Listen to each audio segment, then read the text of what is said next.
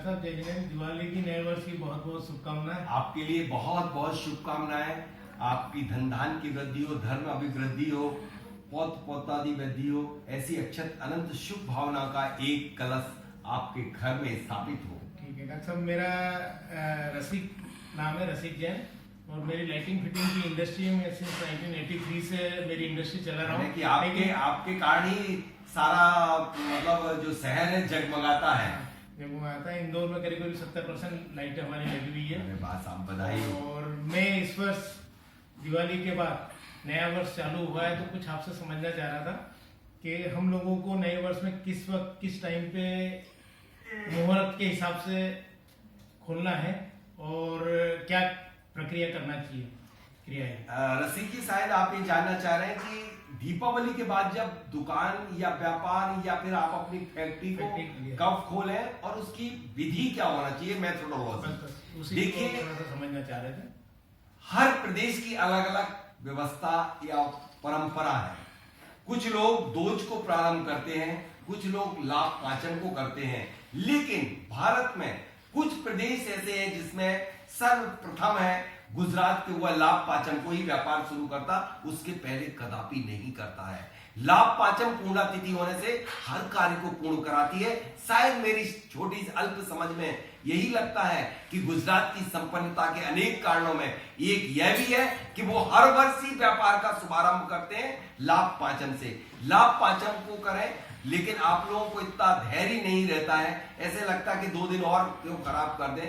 तो आप यदि दोज को करना चाहें, यदि आप करना चाहें तो दोज को आपके लिए जो मुहूर्त है 7:30 बजे से स्थिर लग्न है, चौघड़िया भी शुभ है, और 10:30 बजे तक आप भाई दूज को हम लोग छुट्टी रखते हैं, उसके बाद नए वर्ष में चालू करते हैं, तो क्या हमको पाचन के दिन नहीं, यदि भाई दूज आप इसी व्यापार को कंटिन्यू यदि चौथ तक रख रहे हैं और फिर उसको जैसे गद्दी उठाते थे ना, गद्दी को समेट दे रहे, तो आज तो आप गद्दी उठाते नहीं है, तो उसे विसर्जित करिए और फिर पुनः प्रवेश करिए, पुनः प्रारंभ करिए व्यापार को, तो फिर चल जाएगा। क्योंकि यदि आप एक दूसरा तरीका यह भी होगा, तो आप मुहूर्त जानिए कि आप 7:30 बजे से दोज के दिवस का, क्योंकि कुछ लोग मानेंगे नहीं, मैं आपके कहने से आप तो मान जाएंगे, लेकिन मुझे नहीं लगता, लोगों को बड़ा लालच रहता है। 7:30 से 10:30 बजे तक आपका श्रेष्ठ मुहूर्त है, चौघड़िया और स्थिर लग्न है। स्थिर लग्न के चंद्र स्वर में आपको अपनी फैक्ट्री में प्रवेश करके वो मंगल कलश को स्थापित कर देना है।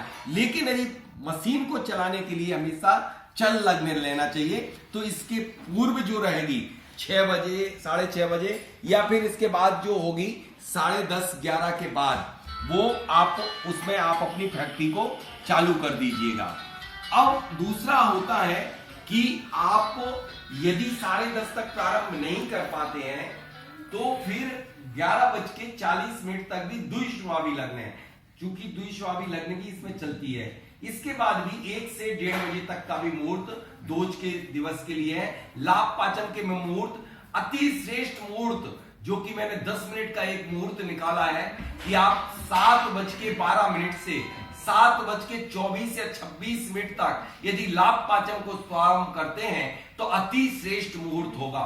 इसके बाद भी 9 बजे के बाद 9 से लेके 9:30 तक के लिए बहुत अच्छा मुहूर्त है। आपका कहना है कि हमको लाभ पाचन के दिन भी निश्चित लाभ पाना है, तो लाभ पाना। देखिए, जब बारिश हो तब आप कुछ पात्र रखें तो आपको जल मिलेगा, और जब बारिश ही नहीं हो रही हो तब पात्र तो खाली रहेगा ना। लाभ पाचन पूर्णा तिथि है, जब उस दिन ऐसा कुछ होता है तब प्राप्त होता है, तब आपके लिए लाभ होगा। अब दूसरा है लाभ पाचन का, यदि आप नहीं कर पाते हैं 10:30 बजे तक, तब आप 1 बजे से लेकर के 1:35 से लेकर के 2:30 तक भी लाभ पाचन को भी इसमें चौघड़िया और स्थिर लग्न है, इसमें कर सकते हैं। लेकिन एक बात याद रखना, आप बही खाता प्रारंभ करेंगे, मशीन चालू कर दी, कलश स्थापना कर दी, बही खाते पे यानी कि किसी ट्रेडिंग करेंगे, लेन देन करेंगे, तो आप बही खाते पे एक यंत्र बनाएंगे स्वास्थ्य, उसके पूर्व बनाना है। हाँ, जाते से इसमें बनाना है। जब काम शुरू करेंगे तो केसर से या अष्टगंध से स्वास्तिक बनाएंगे, सांस को रोक करके सूर स्वर में, और छोटा अंक पहले लिखेंगे 2, 3, 5 और फिर 24। ये 4 दिशाओं में बनाए गए। चारों दिशाओं से आने वाली एनर्जी आपका प्रभाव हो। फिर उसके बाद बही खाते पे और मजबूत करना चाहते हैं तो एक ट्रायंगल शेप का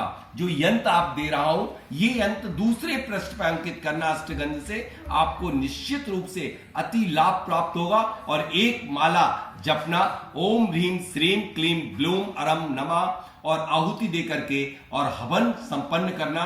देखना आपका व्यापार यदि आप विधि विधान पूर्वक करेंगे तो आपको लाभ होगा। लेकिन इससे भी ज्यादा लाभ यदि आप गद्दी को वास्तव में गद्दी बनाना चाहते हैं। लेकिन जैसा माना जाता था कि प्राचीन लोग गद्दी की कीमत होती थी गादी की, यानी कि आसन की, तो उस आसन को क्यों छूट गई वो गादी?